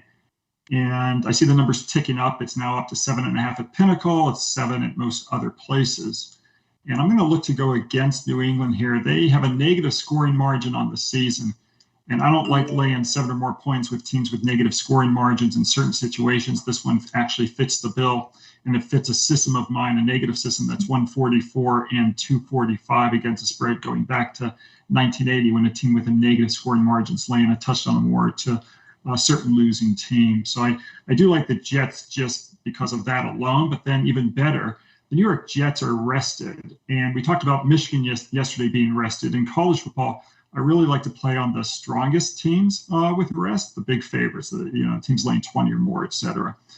In the NFL, I like playing on the worst teams with rest. It really does benefit the really crap teams in the NFL, and New York certainly qualifies there. And when you get a rested team in the NFL with a win percentage below 333, if those teams are getting 6 or more, those teams are 68 and 38 ATS going back to 1980. And I like the Jets here, plus the 7.5 if you're playing over at Pinnacle. Joe, what do you think? The JETS? Jets. Yeah, I really do think the Patriots are due for a win. The 7.5 points with it climbing. I'm not sure if they're going to be able to cover that. But then we look at the Jets. They're only 1-5 against the spread in their last 6. So scares me to put my money on them as well. I'm looking more at this under. We've got a total of 42.5. I think this under is a good spot to bet. 8 of the last 11 meetings between these two has hit that under. Joe is a disclaimer. She's a Zach Wilson hater and a Sam Darnold lover. So it is true. She's got a grudge going on there. But I don't know. These divisional games, it's always these teams are built to play one another. And the Jets the Patriots won the first one. It's tough to beat the teams in your division twice. And the Patriots have struggled to do that throughout the years. Yeah. To be honest with you, look at the record against Miami. I think that this is probably going to be a closer game than a lot of people think. Mac Jones isn't a real blow it out kind of guy either. He's been a check down passer. He completes 26 of 30. They're all 3 to 4 yards. There's nothing to that. I don't know, extended handoff guy. I could see the Jets covering here. I don't love it, but I can see it. I think the Jets have some talent on this team. I think they really do. I like that Michael Carter, the running back. I think at wide receiver, they have some good players. They do, as long as Zach Wilson can get the ball there. Well, I think he looked pretty good the last time we saw him. He does, but he gets picked off so much. He does. He does, and I think I've already hit that bet. I actually need to look. Joe had the futures on over-under for Zach Wilson interceptions for the season. I believe he's already over. Yeah, nice. I believe so too. What else do we have for today? Well, I'm going to look at the big AFC North division matchup between the Bengals and the Ravens. The Ravens playing very well. Baltimore, I'm kind of rooting for them this year. They're my futures wager at 16-1 to win the Super Bowl, but I think this is going to be a tough situation for them to win.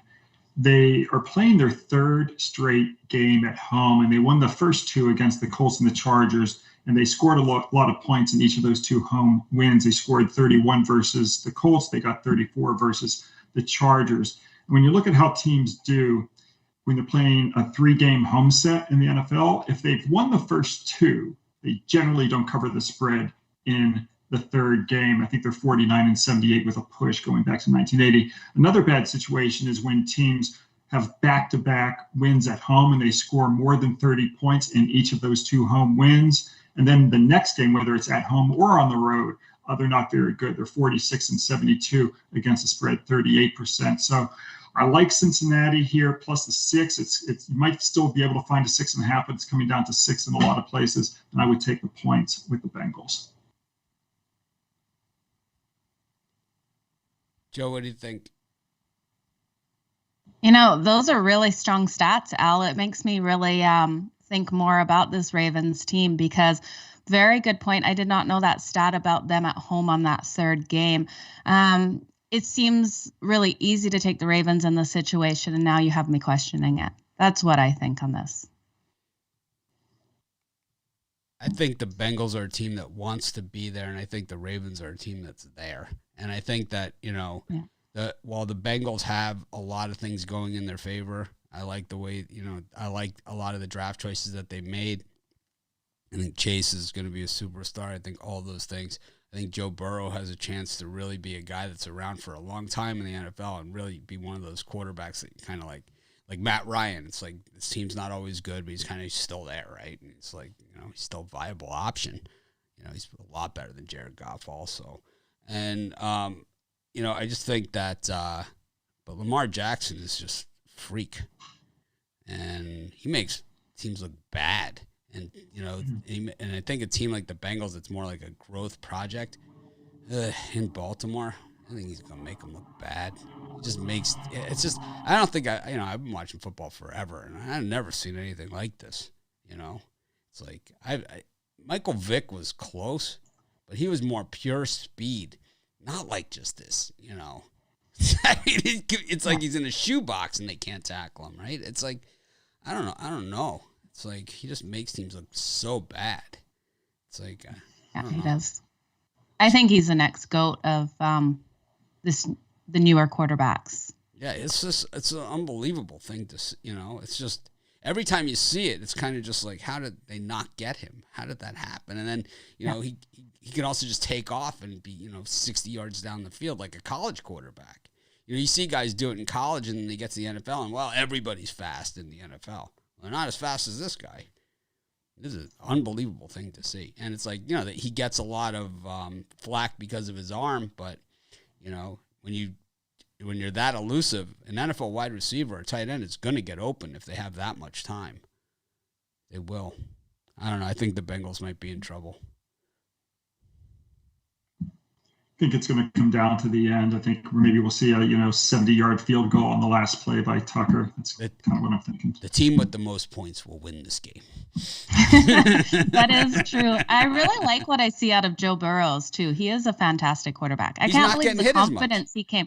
No, he's not, and he came back with confidence after that injury, which just is outstanding because that was such a terrible injury last year. Yep, that was that futures bet I had. Burrow to win the Heisman plus whatever it was, 3,000 or something. Oh wow. Yeah. That was I had a picture of the ticket, I had the ticket and I would show everyone every show. And then I took a picture of it and I would show everyone. It's like Joe Burrow to win the Heisman.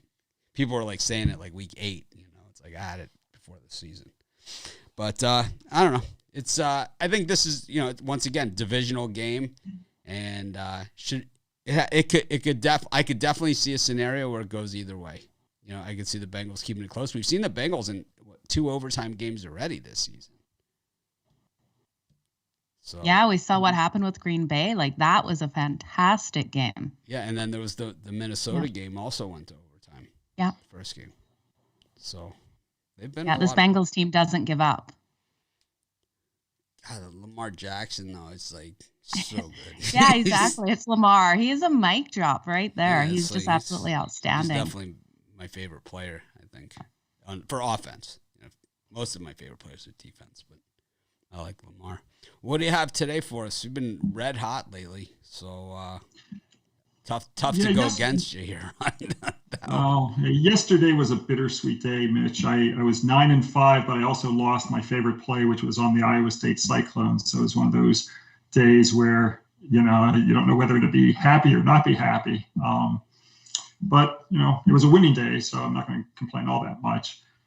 So far, I think over the last several weeks, we're 70-37, or last 107 in the NFL, 26-11, the last 37, including a perfect 7-0 on totals this year. I've got one totals play on Sunday's NFL card. Overall, I have 7 NFL plays today at Pick Dogs. I also have 3 NBA plays, including my NBA game of the month for October. So a total of 10 plays across basketball and football today. Nothing in hockey. I'll probably start my NHL selections maybe in the middle of next week will be when I'll have my first NHL play. But if folks want to go to Pick Dogs and jump on board for a week or for a month, we will have hockey in a couple days. And that's the best value to join for a week or for a month. Have you had a chance to take a look at our betting tools over at Sports Chat or at Pick Dogs yet? Briefly last night, right before I went to sleep, I only got about an hour and a half of sleep, so I didn't get a lot of time to look. But I wanted that's on my list of things to do. Yeah. To go there because I know Mitch and I have talked about this. These tools that I guess this is just the first rollout, right? You're gonna have lots of tools that will be coming we wanted to get something out the door. We're hoping to shoot for NFL Week 1. The Sports Chat Plays tools, completely different set than the Pick Dogs tools. The Pick Dogs tools are all dog related. The Sports Chat tools are more just betting, and it's a much more robust option of choices and different ways to look at it. But yeah, it's just the first way we wanted to get something out the door. Yeah, no, I'm excited because I know the company that you're working with, and I've seen their suite of tools, and it's unbelievable all the stuff that they have. So I'm excited to see the layout or the stuff that comes onto the site over the next several months. Yeah, most of the websites out there use one of 2 options as far as their data and tools. And while both of those are super good companies, Don Best and Sports Data IO, these guys are kind of like the Rolls Royce of the sports data, and it's like they won't work with everybody, so it's like they don't have to. So it's like we're just really excited that they've chose us to be their first direct to the public platform. It's unbelievable. I mean, obviously they didn't know me that well, so they said, "Oh, we could work with this guy." I told them I've been fired from every job I ever had, but didn't push them away. They kind of like that for some reason. But anyways, thanks for joining us today. Thanks, guys. We appreciate you coming by as Talk to you always. next weekend. Yeah, next Saturday should be a great day of games. Yeah, it'll be the last day Michigan's undefeated. Well, possibly. Okay, I'll talk to you then. Maybe I'll pick it on the show. I like Florida next week. I'm telling you right out of the gate. I like them against Georgia. All right. Okay. We got Talk to you later, guys. we still got a slew of guests left. We got Chris Ruffalo coming up next on the show. And, man, this is a packed show. This is our biggest NFL show we've ever had. It's fantastic. I think it's our biggest show. And everyone really strong opinion. Not a lot of games on the board today, but a lot of strong opinions and a lot of really good angles. Stuff that kind of make me look at the bets I made and say, maybe maybe it's easy to second guess yourself, right? It is for sure. It's like I had all these things that I loved, and then all of a sudden I was like, Well, especially when Al throws those kind of stats at us, it really makes you start thinking. Oh, absolutely. These guys are, that's the difference. That's why these guys are the pros. It's like, it's doing all the homework, and that's, people are like, I would never buy picks, or I don't want to buy picks. Or I mean, the picks are for people that don't have the time or don't want to do the homework. But you can see just the homework and everything that's going into the free picks. So, imagine what they think are the best angles and that their homework produced. So it's like, that's the difference. And those are the picks, that while I don't think we have a handicapper on our site, or I don't even know any handicapper on any other sites on Twitter, even the Twitter clowns, right? I mean, even those guys, they always try, we all try and win them all, Oh, some for people, sure. Some people just have a proven track record and are just better at it than others. And, just know which angles are more important than others. But speaking of angles, we got Chris Ruffalo with us. Chris, how you doing today? I'm doing well. And by the way, happy birthday. It's our second one spent together on the Pick Dogs morning show. So I'm decided not to pop out of the cake this year. Well, I know you went against my Canes yesterday and you paid the price. That happens. You weren't alone. A lot of doubters out there, a lot of YouTube haters, the worst kind. But yeah, I wasn't a YouTube hater. I just thought I saw an angle, and clearly I saw the wrong one. I mean, the Canes have found ways to lose games this year, and they certainly gave NC State plenty of chances to cover in that game, and they were unable to do it. But what do you got going on today for us? I only got the one play today, and it's one that I actually really like a lot. Whenever I've been coming on these morning shows on the NFL, I like to give out the money line dogs. I'm going to go back to the well with one that I've given out before. The Las Vegas Raiders, coming off that great win over the Denver Broncos, silencing people about that John Gruden saga. But I think they're for a bit of a letdown here against the Philadelphia Eagles. I think the Broncos were banged up in that game, nowhere near 100%. And Philadelphia comes into this game, despite losing 4 of 5, they've been playing some pretty decent football, especially on the defensive side of the football. And, the thing about Las Vegas is that they rely a lot on big plays, chunk plays. They've had, I believe, 32 plays of at least 20 yards this season, while Philadelphia, second fewest in the league allowed, giving up just 11 plays over 20 yards this season.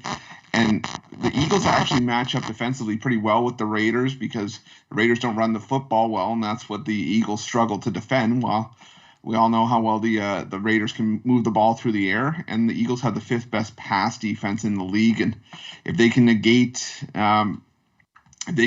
Derek Carr, I think they've got a good chance to win this game outright. We've seen Jalen Hurts and Miles Sanders start to really move the ball on the ground, and Hurts is starting to get comfortable moving that offense. And I think if he can do it I think the Raiders might be in a little bit of trouble here. I think I'm going to take the Philadelphia Eagles on the money line in this one. Joe, last week, the Raiders were in turmoil, and you loved them in Denver. What do you think about them this week against this Eagles team? I absolutely love them again. This Eagles team with Jalen Hurts, yes, he's got a great completion record, 62.5. Derek Carr is coming in with completion rating just above that at 64.2. But the difference is Carr is able to make these big passes more so, I believe, in my opinion, than Jalen Hurts. We see him passing for 1,964 yards and 10 touchdowns. Jalen Hurts still good at 1,480 yards, but Carr, I think, is having one of his best seasons. We've seen him in some letdown spots. That game against the Bears was absolutely terrible. I don't think we see Derek Carr fall back to that again this season. I think he has a fantastic game here, and the Raiders take this one. I'm on the Raiders, too. I've been against Ruffalo's moneyline picks, I think, every single one that he's given out, and I think I've mixed or bad results doing so. So, we saw the Eagles win on the road in Carolina. Similar spot, but I don't know. I think the Raiders maybe playing with a little bit of fire right now after everything that happened there. And it's going to be interesting to see what happens in the NFL. I think that, if they release all of those emails, I don't think there's going to be a coach left, is my guess. There's not going to be anyone left who's, last one out, turn off the lights type situation. But I don't know. I just think the Raiders are the better team. I think the Eagles have some deficiencies here, and I think when you trade away your tight end, who's kind of like your heart and soul of your team, you're basically saying we're not playing for this year anymore. Oh, absolutely. And they're 2-5 against the spread in their last 7 games as a road underdog. This team doesn't perform on the road as an underdog. I think there's going to be a lot of points. I think that both these teams have really invested in the wide receivers and, in speed. So I just and when we look at the Raiders, 8 of the last 11 have gone over the total as well. Yeah, I think, you have Denzel Perriman on the Raiders, who's like, he's the type of guy that can really track down a guy like Hurts. They'll probably have him, spying on him, and he's just such a sure tackler. I mean, those Miami linebackers are. Anyways, I don't know. Tough for me to rally behind you with this one, but of course we'll be on for halftime of this one, so might be able to hit this one again. Looking at some of the lines here for some of these other games to see if anything has moved. Chiefs Titans at 4, the Packers at 8.5, Giants 3, Ravens 6, Jets. I show 7 still in that one. Lions 16.5. This game I show at 2 now. You still like it at 2? Oh, you like it money line? Yeah. Money line plus 110. You still see the value there? Yeah, I got it earlier in the week. I think at plus 165. I think when it was a few days ago, but I still like it. I still think that the Eagles win this game. Both their wins this season have come on the road, so I still like it. All right. Well, you have another game, or you? No, I only had the one for today. All right. Well, what are you selling? Well, today I got my Sunday Smash NFL 5-pack, 5 plays that I absolutely love for this NFL weekend. Probably 5 of my favorite plays for the entire season so far. I got those for $49.95 over at Pick Dogs Premium, or I got one play by itself. My Insider's Edge, $29.95 for one specific game on the card today. That's one play that you do not want to be on the wrong side of, so check that out. I also got an NBA 3-pack as well up. Off to a nice start in the NBA, and I think we can't go wrong. We had a nice winning day yesterday. We're going to keep it going, finish the week strong here. What do you think about Al Ninos' pick of Boston minus 200 for the NHL against the undefeated Sharks? You have a premium on that or anything, or are you free to talk about it? Yeah, I'm okay to talk about it a little bit. Let's talk about this for a second. Because, I mean,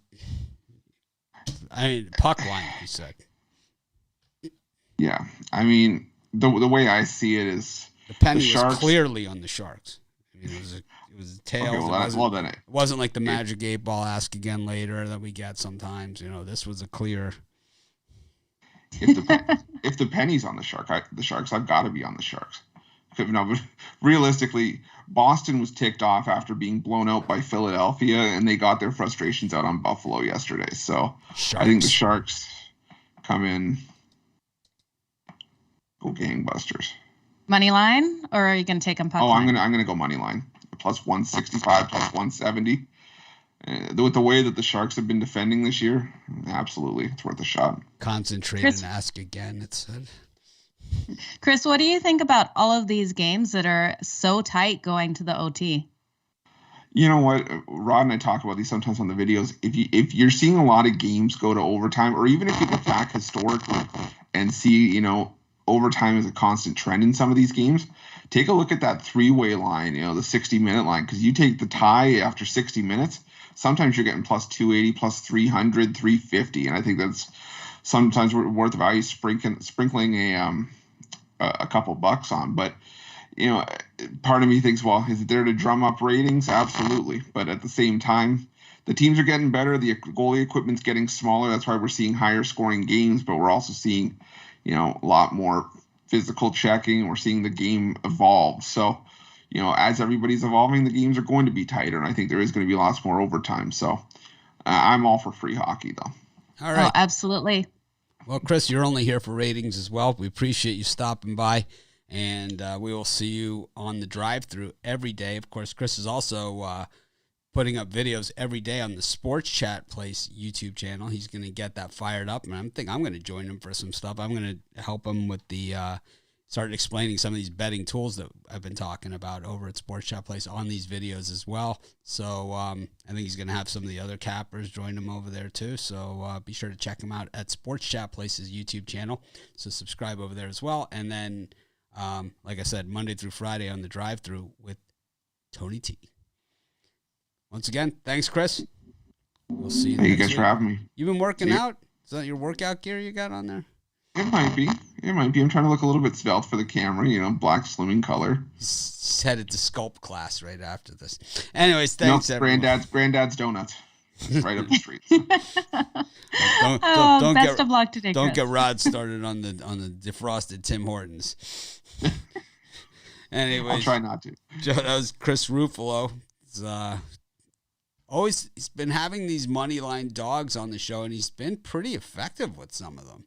Yeah, he has. So, we have to kind of definitely have to pay attention, but at the same time, I don't have to agree with the pick on there, and I'm free to lose my own money if I want to. Absolutely. I forgot I was going to make him sing happy birthday to you, so maybe we'll have to get Brian to do that. Oh, that's going to be brutal.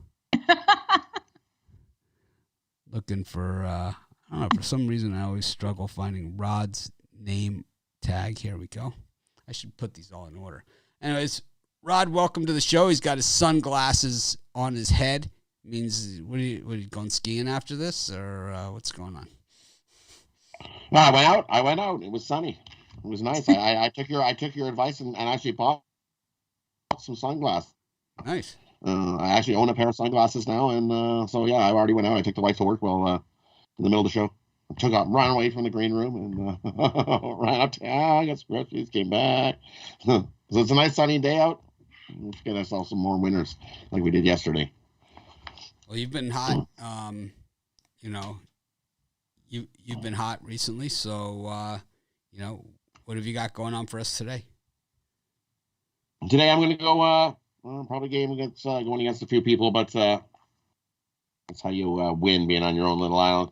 I'm going to go with this Washington Redskins team here at Green Bay. I think this is a primed letdown spot for this Green Bay Packers team. They're missing some guys on defense. Alexander Smith, Kevin King out, Darnell Savage out on the D for this Packers team. And this Washington D, sure, everybody was all high and hyped on him to go in the beginning of the season, and they've definitely underperformed from what they normally have. And but I think they come out and they play solid hard in this game.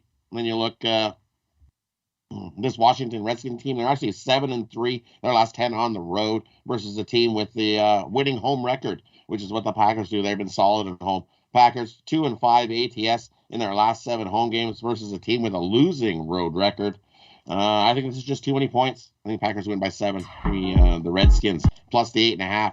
I think Green Bay is looking a little bit ahead to their next 2 games coming up that they got against the Cardinals and the Chiefs.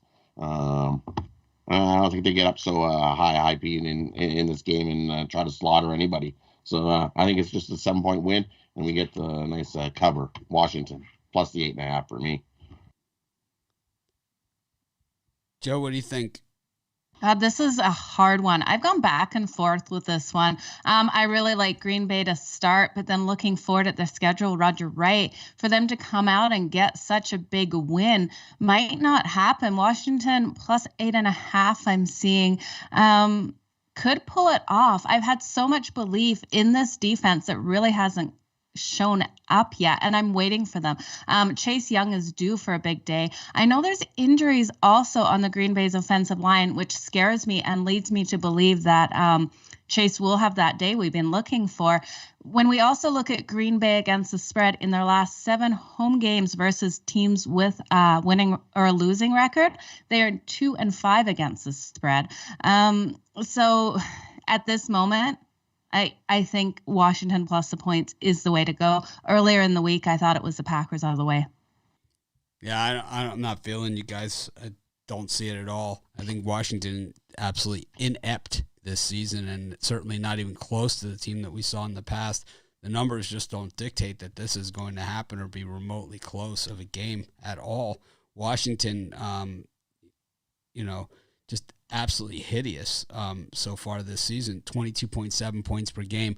Meanwhile, Aaron Rodgers at Lambeau Field, well, I mean, we kind of know what happens here. Yeah. I mean, and it's especially against an offense like Washington where, they're going to turn the ball over. They're going to make mistakes.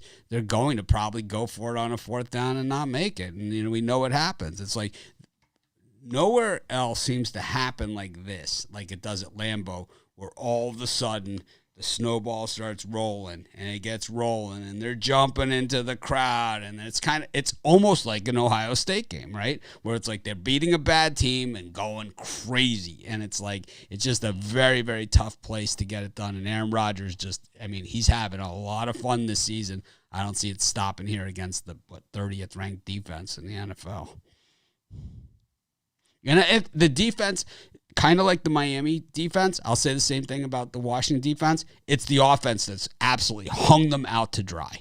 I mean, you cannot be a top-ranked defense if you're on the field for 40 minutes plus every single game. You just cannot. Can't do it.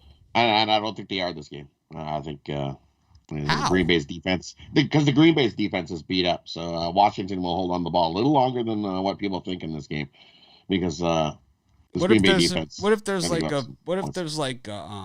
so we've seen this twice recently in I saw one in college, one in NFL, where there's a fumble and forward progress is they rule forward progress stopped, where the progress is stopped by the ball coming out of the runner's arms and being on the field. I mean, that's to me is why the forward progress stopped. But what are the chances of Washington getting that call in this type of game? Like zero. And what are the chances of the Packers getting a call like that in this game? Like 99.9%. Yeah. So it's like, this is just a bad spot. And with the game on Thursday night, it's like they're going to want the Packers to look real good going into that thing to take on the undefeated Cardinals. That is a really good angle to look at in this one. Yeah. Very good angle. I've seen this storyline. I've seen this act before. That don't scare me. Short week. Packers don't take this Washington team as seriously as they should, and they get burnt. We get a cover. Aaron Rodgers. Or do they want to see them? I think Green Bay wins the game. That's all they want. They want the win. They're not worried about making sure that they cover. Aaron Rodgers looks like he's having a lot of fun out there. I actually think in this one we're going to see a lot of points. I like the over in this. It's dropped down from 48.5. It's down to 47. I think we're going to see Washington put up some points and Green Bay put up some as well. So I think 47 is way too low. Do you have anything else for us? I just got the one. Just the one? How about any hockey? Any hockey? Sure, I could give you. How about Vegas against the Islanders? Yep. Sure. I can chat the Vegas now. As you look, this Vegas team, they started off the season and they have not looked good at all. Their defense is right there at the bottom of the league, giving up goals, plenty. And this Islanders team, they started off the season not so good. They've won their last 2 games and got things rolling around. So for me, I'm going to take the Islanders here against this Vegas team. Sure, I know this is a back-to-back spot for the Islanders. Sometimes the Islanders like to excel in these back-to-back spots. Their hard-hitting defensive style and this weak Vegas defense, I think the Islanders can take advantage. Hold down Vegas. And you look at Vegas's offense, it's not as good as what it has been as well. So they're having trouble putting the puck in the net, which is plays right into the hands of a game plan that the Islanders love. Hit you hard and win these close, low-scoring games. So I think the Islanders take an under as well. How about you, Joe? Yeah, I've got if you think the Islanders can win this at all, it's definitely going to be an under game. I think that is the strongest way to go with this. Vegas just hasn't been able to find the back of the net, like you said, Rod. Again, this one, though, is one I'd rather play the under than a side, because if this goes to overtime, it's going to go to overtime at 1-1, 2-2. So under 5.5 is where I'd sit with this one. All right. Well, of course, you'll see Rod on our premium and VIP shows following this show. So this is we're really going full tilt on this thing. Oh, my wife just threw a balloon in. There you go. Is she going to come sing happy birthday, or are we going to get Brian too? No, I'm not singing happy birthday. Come on, Brian. I know. I'll tell you who likes these. Sam. Come here, buddy. Come here. Look at this. What's it under over for how quick it's popped? Oh, he didn't do it. He's got a ball in his mouth. He couldn't bite it. All right. Well, we'll see you in just a couple minutes, Rod. Thanks again for coming by, as always. And you can catch Rod every day on our live show, 10 a.m. Eastern Standard Time, on the weekends and weekdays at 11 a.m. Eastern Standard Time. Well, Joe, just one more guest left to go. We all know who that is. Still trying to cash that futures bet on the Dodgers that he made to win that series against the Braves. Great value on that one. Gotta love the value. Yeah, absolutely. Don't know what to say. Well, it's always fun. I mean, we could sit here and talk about my losing bets for a long time. I took Oregon and laid 6.5 yesterday in that game against UCLA. I was looked to be in the money and then ended up losing. So it happens, but happens to all of us. Certainly does, especially when you play those extended lines, which I like to do, and I have a few of those out today. I'll be giving out one of those on the VIP show that I like. So I actually have two that I really like, and I'll give out one of those on the VIP though. Been pretty good with them. Looking for Brian's name here, and let's see. We can't find it, but we know who he is. We'll find it in the meantime. Bring him in. Hello, Brian. How are you?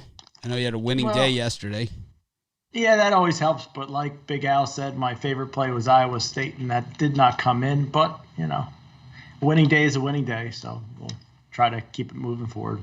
Beats the alternative. That's what I always say. Yep. How about the people that say beats a sharp stick in the eye? Like, what doesn't beat a sharp stick in the eye, I've never heard that expression ever in my life. Beats a sharp stick in the eye. Yeah, I would say so. The game I enjoyed the most. Beats a punch in the nose, but not that one. How about sitting in gum? You ever sit in gum? It's like no. You've never sat on a piece of gum? You've never sat on a piece of gum? I've never sat on a piece of gum. Oh, it's the worst. I guess I always look where I sit before I sit. Beats sitting on some gum.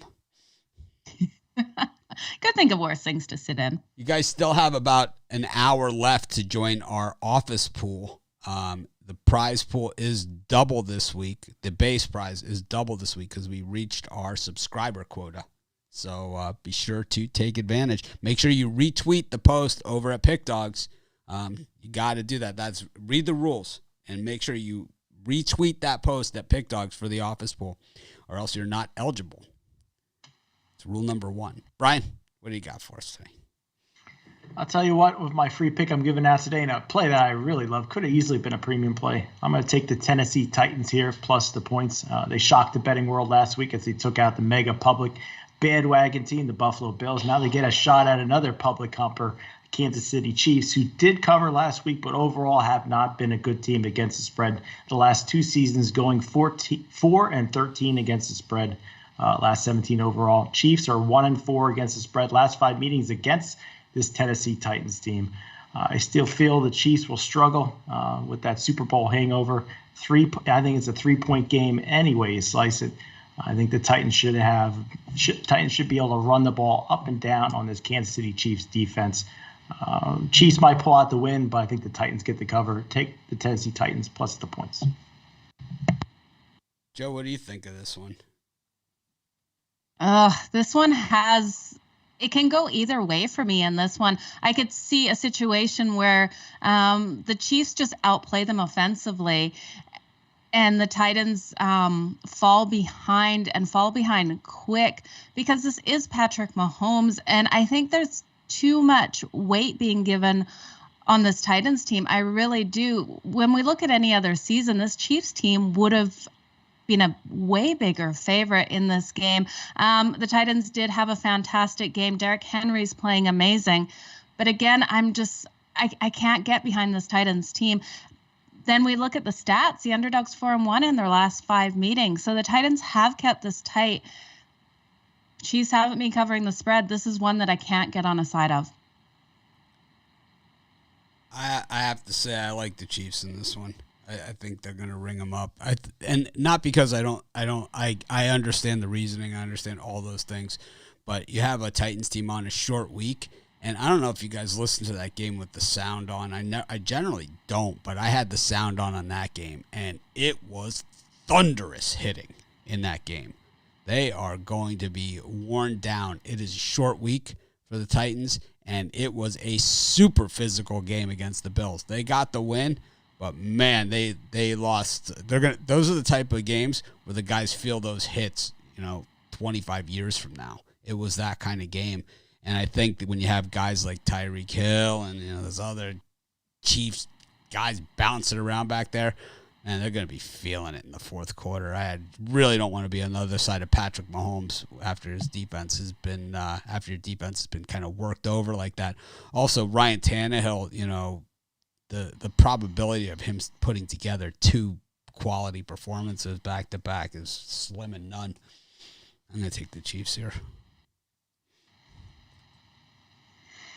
Also, Brian's on the Titans, sure. So that's us. Well, I really liked Rod's play on the Washington too. But we have 2 super public teams with the Packers and Chiefs, and I just think the Titans are gritty. How's that anti-Packers angle treating Packers you this year? Packers are 5-1 against 5-1 against They've covered 5 straight games, so they don't give away money at the sports books, and they'll get those Packers guys. So hopefully today's the day on that one. But yeah, I just think the Titans are a gritty home team, and the Chiefs, something looks off with them this season. Mahomes is awesome. We all know that. They have a great offense, but their defense is just terrible. Pretty sad. Terrible. So we'll see what happens. I think you can go with the Derrick Henry props, the over yards and stuff on that. I agree with you there. I just think that we're probably going to see a higher scoring game, and I think that what we've seen in Titans-Chiefs games is when it gets late in the game, Patrick Mahomes kind of works them over a little bit. Yeah, and that's one thing I think this line isn't reflecting. It's still Patrick Mahomes. Like, Kansas City hasn't been as good as we've seen them, but I don't know. I can't disrespect Patrick Mahomes and take the Titans plus the points in this one. We could see the Chiefs up 11 points late, and that defense at KC could easily let the Titans roll down the field for a backdoor cover. So you got that 4-point mark. That's a key number here. All right. You have another game for us, or is that all for you today? Nope. That's my specialty. But, if just one off the cuff, I kind of like the Orlando Magic here, getting a ton of points against the New York Knicks. I think the Knicks are a top 5 Eastern Conference team, but they're not a team that blows teams out of the water. It just seems like a lot for the Knicks to be laying here. Just the lean. I like the Orlando Magic. All right. What do you got for sale today? I'll tell you what, going for 7 straight winning days. And like you mentioned before, I don't do many totals, but I got another total today. I'm trying to hit 5 of my last 7 NFL totals going back 2 seasons. So make sure you pick out my NFL Pound Zone 3-pack. You get my 3 best bets of the day for $40 at pickdogs.com, premium picks, or just pick up that total. I think it's a total no limit bet. So pick it up at pickdogs.com. Today was one of the longest shows we've ever had, a complete 2-hour show. But at the same time, we covered every game on the NFL card today on this show across the board. So hopefully you guys got some great information. We got some other picks that came in as well on some of the other sports. Some we disagreed with, some we agree with. But, of course, we're here every day at 11 a.m. Eastern Standard Time, Monday through Friday, and then 10 a.m. on the weekends.